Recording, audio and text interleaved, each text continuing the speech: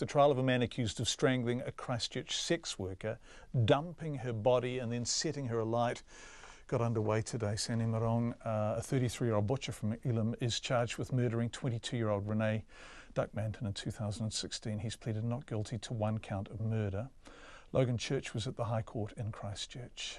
Renee Duckmanton was last seen in Christchurch's red light districts, near Manchester Street and Peterborough Streets in May 2016. In his opening statements, Crown Prosecutor Sean Mallett told the court Sainey Marong strangled the victim after employing her services as a sex worker. On the 14th of May 2016, she left for work. The next day, members of the public noticed a fire on the grass verge along Main Wakaya Road. As good Samaritans, they stopped to attend to the blaze and to call the fire service. What they had in fact stumbled upon was a grisly sight, the half-naked and burning body of Renee Duckmanton. An investigation was then launched by the police, codenamed Operation Lightning. It found that the defendant purchased about 2 litres of petrol from a local petrol station, which she allegedly used to set the victim's body on fire. A beanie and a lighter, both containing Mr. Marong's DNA, were found at the scene, as well as a sheep's tongue.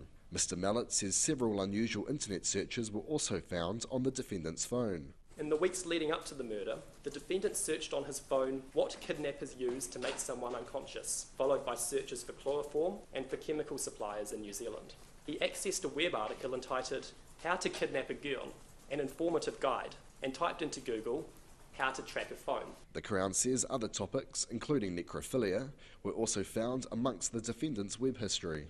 Today, friends and family of Renee Duckmanton filled almost half of the public gallery as the trial began, while Mr. Marong sat calmly in the dock.